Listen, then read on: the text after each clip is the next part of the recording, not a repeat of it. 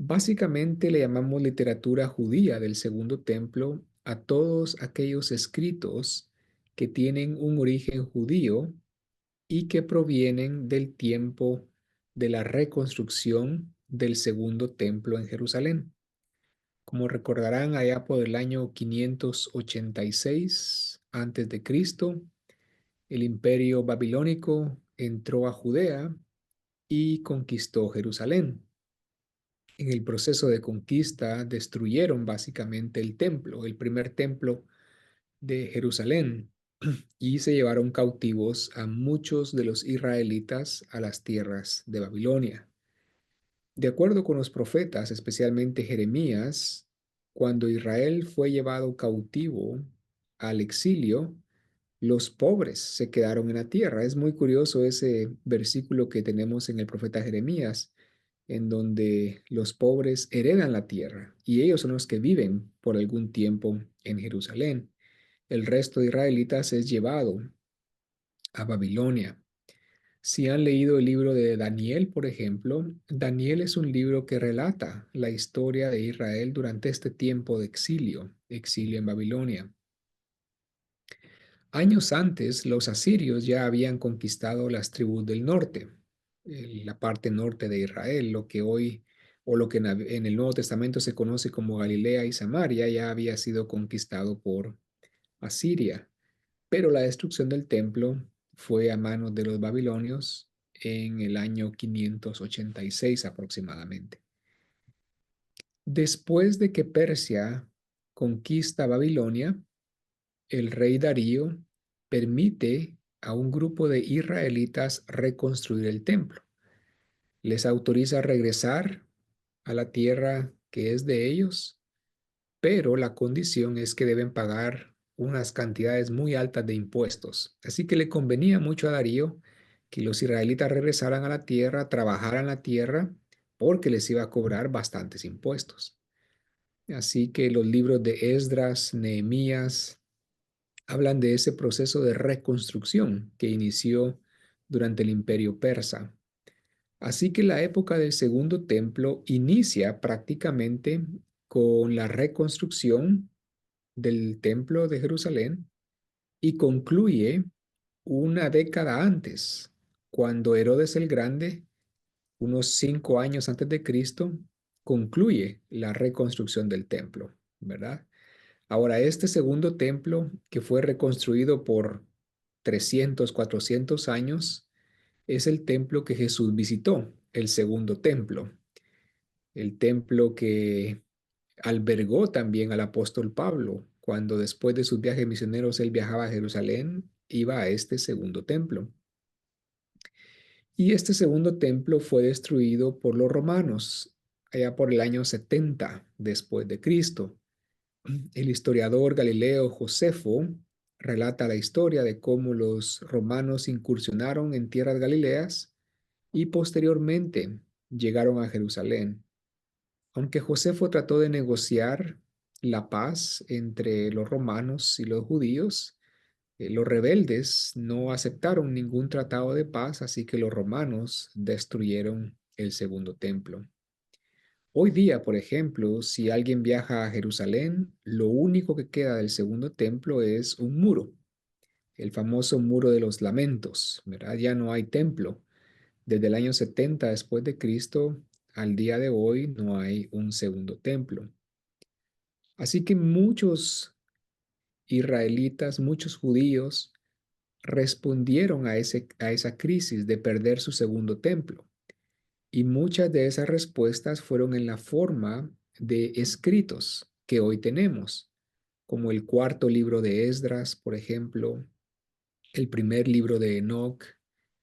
Estos son libros que surgen en un tiempo de crisis para Israel, porque su templo había sido destruido. Y los cristianos en el siglo primero venían del judaísmo, así que también fue una crisis para ellos la destrucción del templo. Aunque eran cristianos, todavía iban al templo. El caso más emblemático es Pablo mismo, que incluso lleva a Timoteo al templo. Así que los evangelios, por ejemplo, pueden entenderse como una respuesta a esta destrucción del templo. En el Evangelio de Marcos incluso se predice la destrucción del templo. En el Evangelio de Juan, Jesús dice, destruyan ese templo, yo lo voy a reconstruir en 3 días, ¿verdad? Así que cuando leemos el Nuevo Testamento, debemos leerlo en este contexto que llamamos la literatura judía del Segundo Templo. Ahora bien, los contextos que rodean al Nuevo Testamento son más amplios que simplemente el contexto judío, pero el contexto judío es el más importante, el que más impacto, el que más huella ha dejado en los textos del Nuevo Testamento. Tenemos también escritos romanos, escritos griegos que han tenido influencia en el pensamiento del Nuevo Testamento, pero ninguno de ellos al nivel de lo que encontramos en los textos judíos. Un ejemplo de influencia romana en el Nuevo Testamento tiene que ver con el género literario. Por ejemplo, Pablo escribió cartas que siguen el género literario de una carta antigua griega y romana. Así que en este caso los textos griegos y romanos nos sirven para entender la forma literaria que el apóstol Pablo utilizó. Algo similar sucede con los evangelios. Los evangelios son biografías antiguas y las biografías antiguas son un género literario utilizado por griegos y romanos. Así que en ese caso, el contexto greco-romano nos ayuda a entender algunas formas literarias en el Nuevo Testamento. Sin embargo, tenemos muy pocos ejemplos de autores del Nuevo Testamento que citan directamente a autores romanos o griegos. Me parece que un caso particular se encuentra en el libro de los Hechos, que hay una o dos citas de autores paganos. Pero aparte de eso, los autores del Nuevo Testamento no citaban, no se referían directamente a autores griegos o romanos. La gran mayoría de citas que encontramos en la Biblia, en el Nuevo Testamento, vienen del Antiguo Testamento, y el Antiguo Testamento es un contexto judío.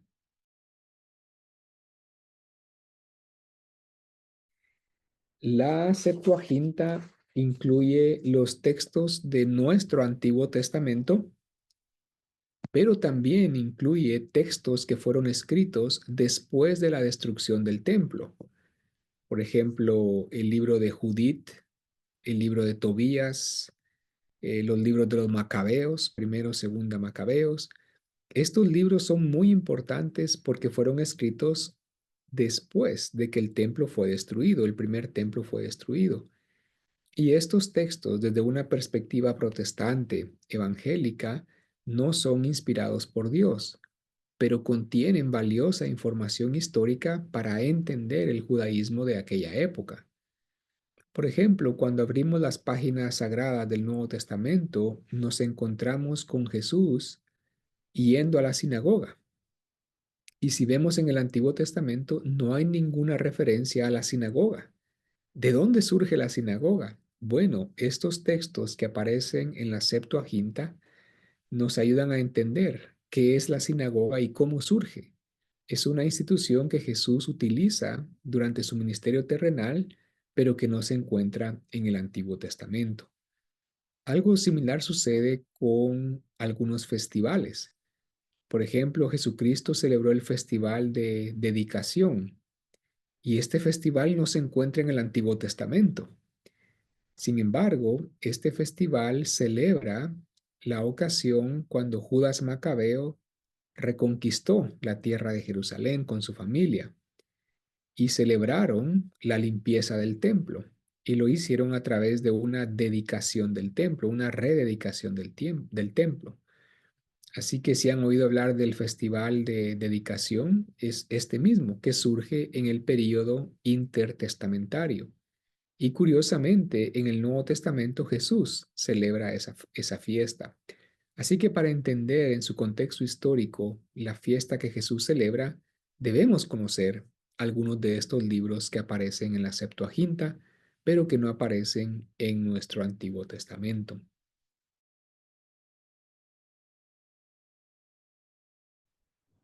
Ahora bien, quiero también hacer una aclaración aquí, y esta tiene que ver con la necesidad de esos recursos.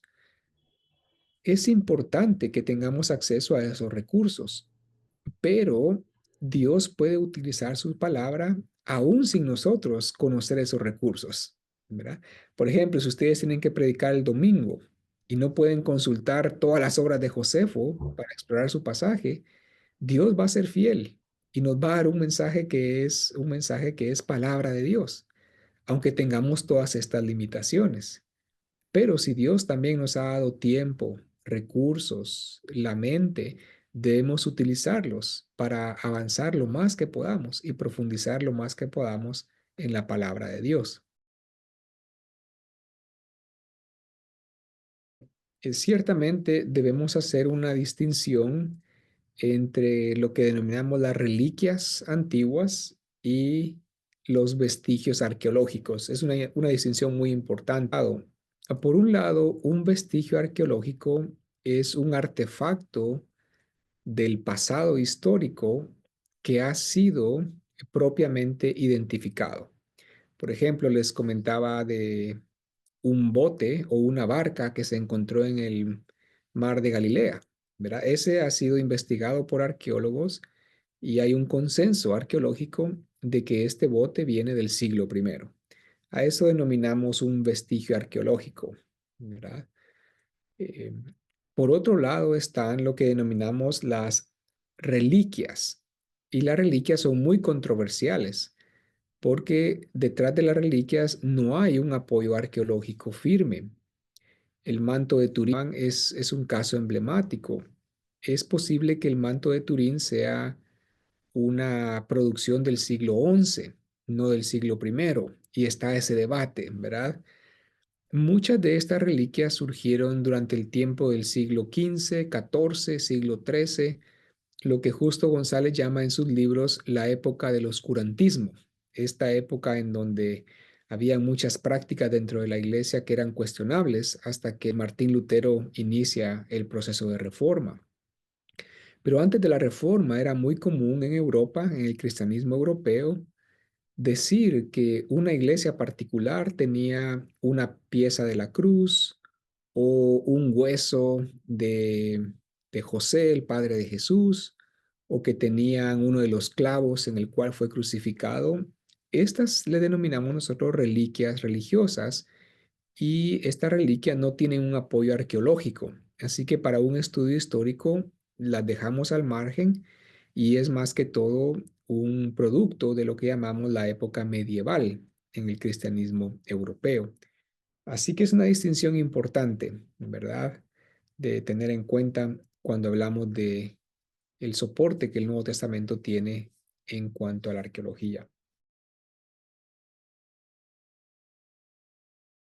Cuando hablamos de los vestigios arqueológicos, tenemos que usarlos de una forma y desde una perspectiva histórica. Por ejemplo, si encontramos, y ya lo hemos hecho, una inscripción que se refiere a Poncio Pilato, históricamente podemos utilizarlo para argumentar que Poncio Pilato fue un personaje histórico, un procurador romano, así que su mención en la Biblia es histórica. Ahora lo que digo es que ningún artefacto arqueológico va a llevar a ninguna persona a la fe en Cristo. En ese sentido, el artefacto arqueológico es limitado. Solamente el Espíritu Santo puede llevar a una persona a Cristo, ¿verdad? Yo puedo presentarle a una persona 1000 pruebas arqueológicas de que Jesús existió, pero esas pruebas no lo van a convencer o a convertir. Esa es una labor que solamente el Espíritu Santo puede hacer.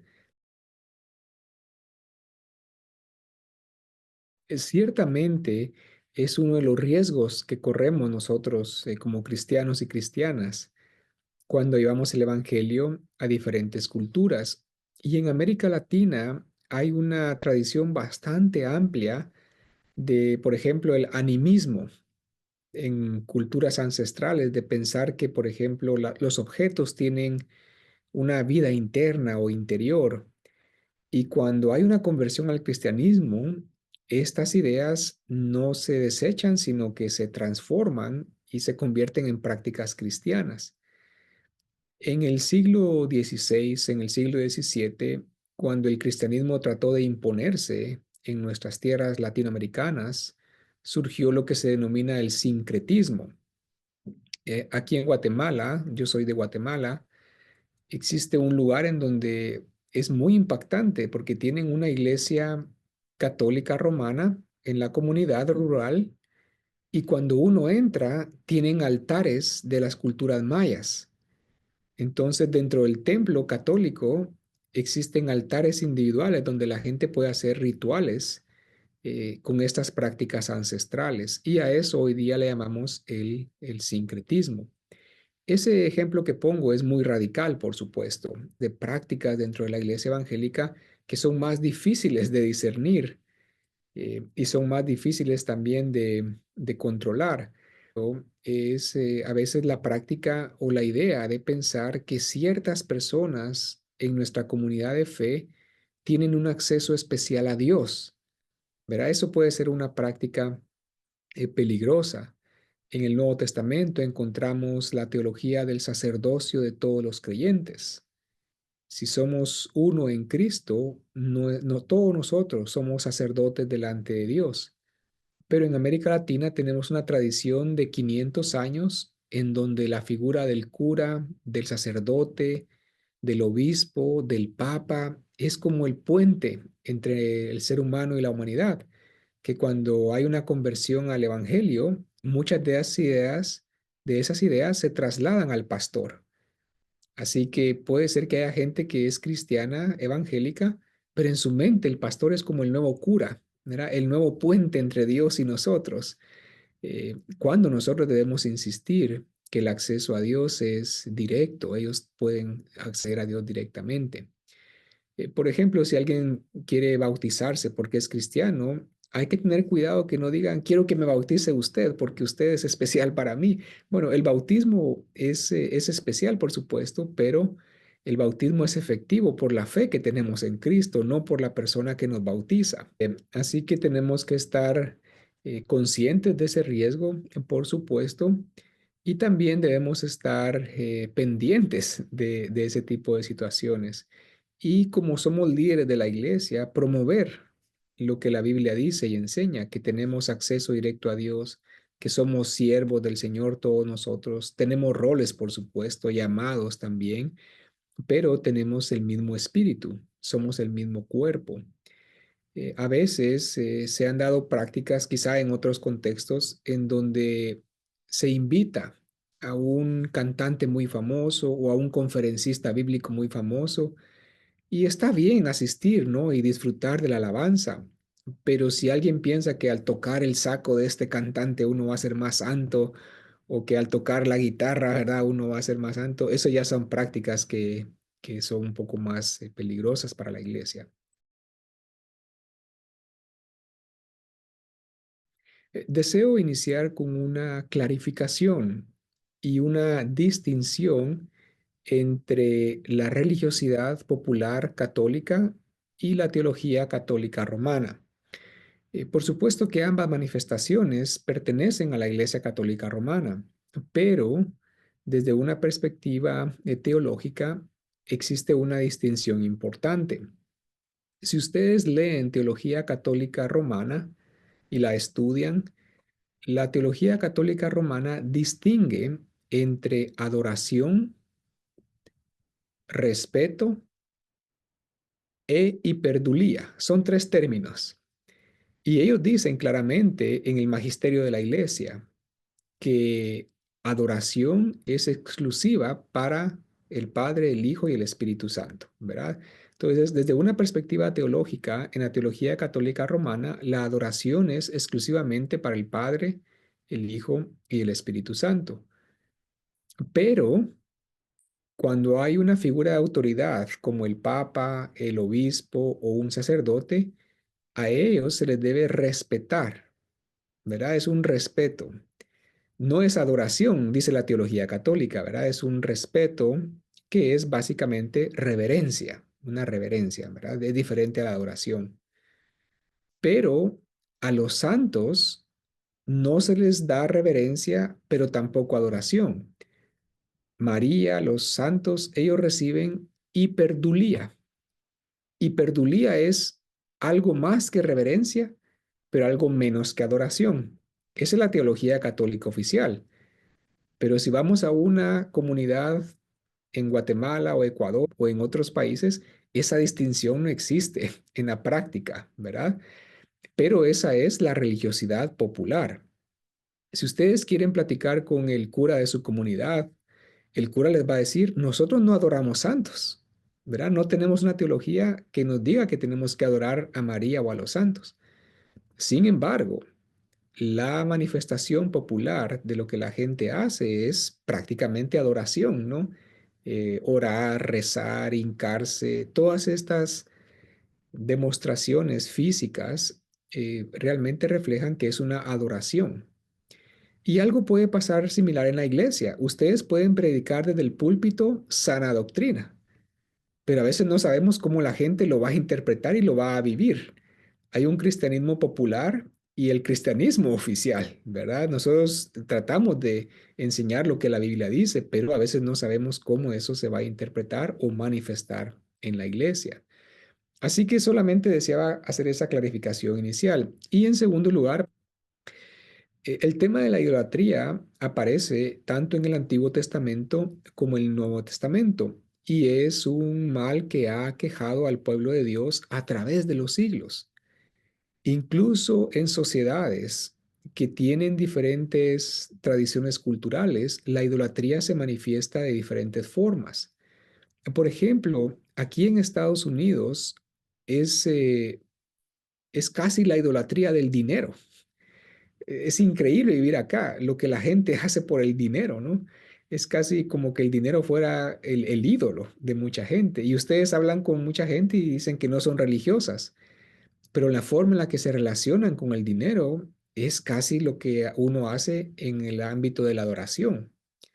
O también el éxito, ¿verdad? El éxito a veces en algunos contextos en Estados Unidos se eleva a los altares y la gente se sacrifica a sí mismos con tal de alcanzar ese éxito. Así que el dinero, el éxito, el bienestar se pueden convertir en un ídolo también. Y es por eso que se necesita gente de América Latina que sean misioneros en Europa, en Estados Unidos, y que con voz profética le digamos a las personas acá que también tienen sus ídolos, que pueden llevarlos a la perdición, pero que hay salvación en ellos en Cristo también. Así que la idolatría se puede manifestar de diferentes formas. Todo aquello que no sea Dios y que es el objeto de nuestros esfuerzos, atención y adoración es un ídolo, sea que tenga un altar físico o no, pero se puede convertir en un ídolo si es el centro de nuestro corazón.